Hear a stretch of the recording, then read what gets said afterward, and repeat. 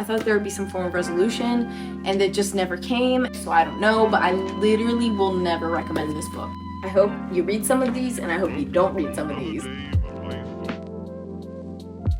Hey guys, welcome to my channel. My name is Belle, and today I am rating all of my summer reads from this year, 2022. Long story short, if you watched some of my old videos, you knew that I was in a bit of a book slump that I was in for actually years. And this year I managed to get out of it. I think I'm missing one soft cover and a couple that are on my Kindle that we'll talk about. This will not be an in-depth review on any of these books. I will give an overview, I will give my rating, and I will say whether or not I liked the ending because it's a huge reason why I liked or didn't like the book or gave it the rating that I did. But let's start. I would say starting strong, but I don't think that this is starting strong. But starting with Little Fires Everywhere by Celeste Ng, I think is how you say it. I give this book, my dogs are hacking. I give this book not even a 2. If I absolutely love the book, I'll probably give it 4 stars. Like, it's so hard for something to be a 5-star read for me. So like my favorite books that I'm going to talk about today, I gave 4 stars to.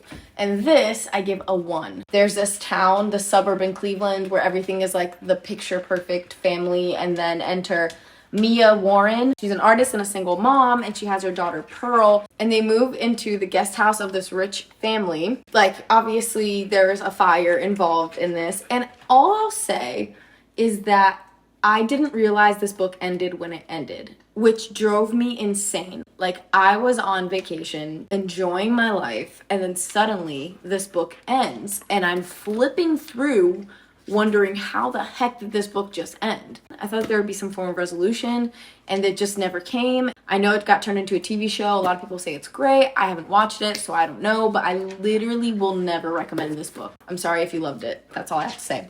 After I read that book, I needed a book to get me out of the book slump that was about to catapult me into. And this is that book. This is the book that went viral, People We Meet on Vacation by Emily Henry.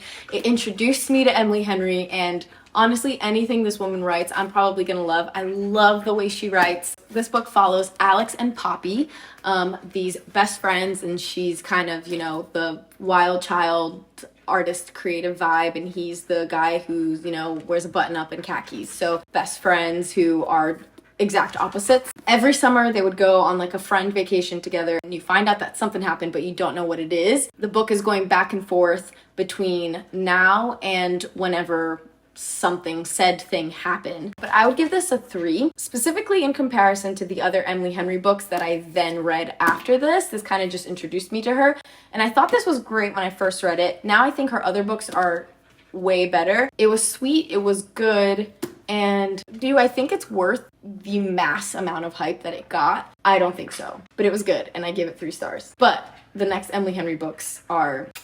love her. Love Emily Henry. So People We Meet on Vacation got me out of my book slump, and this was the book I read next, and it is Book Lovers by Emily Henry. You know the woman in the Hallmark movie that gets left by the businessman who goes to this little town, and he like falls in love with the small town daughter of the man who owns the little inn? This book, Nora, is the girl that gets left in the big city, right? So this whole basis is like she's the girl that always gets broken up with, but it follows her and this guy, Charlie, who is kind of her arch nemesis. Nora ends up going to North Carolina with her sister for kind of like this, oh, let's live our Hallmark movie dreams kind of getaway.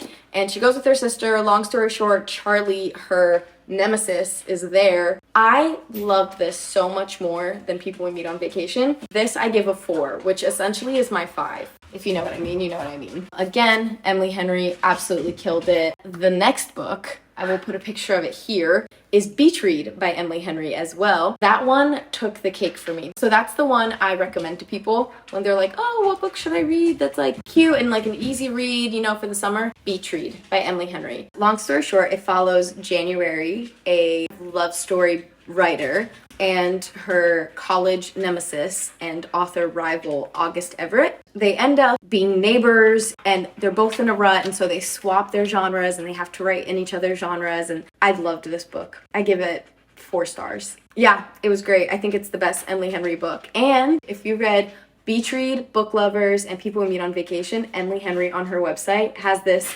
like short story. It crosses all the books into one another, and it just gave me like the closure that my heart needed. I needed all of these characters to just exist in the same world, and I knew that they did, and I'm just so happy that she did that. So if you didn't know that and you read all those books, you need to read that. I decided to read something with a little bit more substance that wasn't just a rom-com, and I reread Fahrenheit 451 by Ray Bradbury. It's a classic. Fahrenheit 451 is the temperature at which paper burns, and so this whole book is based in a world where books are essentially illegal to have. Like a firefighter in our world puts out fires. In the book, firemen light books on fire. There's this Guy Montag, who is a firefighter, and he sees this woman sacrifice herself with her books, and it kind of just puts him in this track of like, what is in these that this woman would be willing to sacrifice herself along with these books. I think the ending is beautiful. It's not a feel-good book, but 4 out of 5. This is a classic. My kids will read this book. Okay, then after that book, I decided to hop back on the rom-com bandwagon. It is The Love Hypothesis by Ali Hazelwood. I think this cover is kind of cringe. I honestly picked this one up just because it was hype and everyone was talking about it. I give this like 2.5. It follows Olive, and she's a PhD student, and her professor Adam. One day Olive was like in a tricky situation, and long story short, she like accidentally kisses her professor, and it's like really awkward, and she thinks like everything's over, whatever. I don't recommend this book. I don't think it was as good as the Emily Henry books that I read. Sorry, not for me. This is another one of those, oh, if you love these Emily Henry books, read this one, like The Love Hypothesis and The Spanish Love Deception. 2.5 out of 5. All I can say about this is that the guy's tall, and the book just reminds you over and over and over again that he's tall. It follows Catalina and her coworker Erin, and they hate each other, right? Obvious. Long story short, Catalina needs to go to her sister's wedding. She doesn't have a date. She doesn't want her family to know she doesn't have a date. Erin ends up volunteering to go, and they end up going to her sister's wedding together, and then all of the drama and everything unfolds. It was just a little bit too much like, ahaha, ditzy girl. And this tall, emphasis on tall, brooding guy, 2.5. Don't recommend. So then after that, I picked up 1984 by George Orwell, 4 out of 5. I've heard about this book and I never read it before. I know it's a classic. I know everyone has read it. Everyone always talks about Big Brother, right? I had no idea what Big Brother was and why everyone understands what Big Brother is. But if you didn't know, like me, Big Brother comes from this book, and it's the concept that, you know, Big Brother's always watching. Big Brother can do no wrong. And so there's this ministry of truth that essentially their job is to rewrite history. And they rewrite history every single day and delete all records of the past history so that they can control population. I have to say, it is written so well. I was hooked. All I'll say is that the mental games that they talk about that essentially show you how they break someone into loving Big Brother, it's just like George Orwell just wrote about it in an amazing way. 4 out of 5. Doesn't go where you think it's gonna go. Next, we have another rom-com. It's summer, okay? The Hating Game by Sally Thorne. This was good. Almost on par with, you know, Emily Henry's books. This was cute. Lucy and Joshua are co-workers and they hate each other, and then obviously they're gonna end up in love. I like this way better than The Spanish Love Deception and The Love Hypothesis. And I think I like this better than People We Meet on Vacation. 3 stars out of 5. Last, for my physical books, before we get into the Kindle, is Unhoneymooners by Christina Lauren. So this follows Olive, and she's a twin, and she calls herself the unlucky twin. Nothing good ever happens to her. So it's her sister's wedding, and the rivalry here is Olive and the best man. Her sister and her husband get sick the night of the wedding. They can't go on their honeymoon to Hawaii. They don't want to throw it away. And so Olive and Ethan decide to go. They kind of hate each other's guts. We know this trope. There's an interesting plot twist in this book. I gave it a 4 out of 5. Yeah, I thought this was cute. 4 out of 5. Okay, now for my Kindle reads. My first Kindle read was The Invisible Life of Addie LaRue by V.E. Schwab. Essentially, Addie LaRue makes a deal. She lives forever. She's essentially cursed with the fact that as soon as she goes out of someone's line of sight, they forget who she is. And so she lives in a lonely world. Enter in a person who she thinks didn't forget her. I loved this book. First, I give it a 4 out of 5. The ending I felt was rushed. I wish that there was more time given to the conclusion of the story. I could make a whole separate video on this, but I didn't love the ending, but I love the book. And the ending is still good. I just think it could have been better. Those are my 2 cents. My second Kindle book is kind of the start of the Ender's Game series. So I read Ender's Game by Orson Scott, and I've been meaning to read like a good series again. It's been a while. So if you have any good series recommendations, let me know. You know, Ender's Game really could be a 5, maybe a 4.5 out of 5. Ender's Game is brilliantly written. The way Ender thinks and his intelligence, it makes me think that, like, one, obviously Ender's a genius, but I'm like, is Orson Scott a genius? Ender's Game is about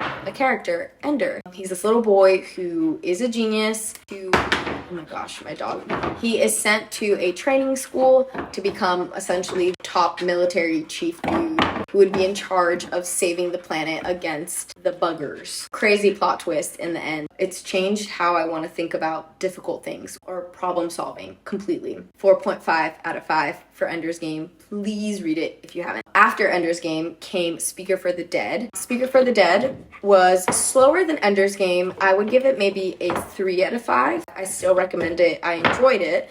And now I'm in the middle of reading Xenocide, and honestly, this one has been hard to get through, but I know because my husband's also reading it, he said that, you know, you hit a point in the book and it's just fast and it's good. I just haven't gotten there yet. I'm about 20% into the book. But yeah, that is it for my 2022 summer reads right in time for fall. I have nothing on my TBR, so if you have any recommendations, if there's any of these books that you want a specific review on, I can do that as well. I hope you read some of these, and I hope you don't read some of these, and that's all I gotta say on that. If this is your first time, please subscribe if you haven't, and I'll see you in the next one. Okay, bye.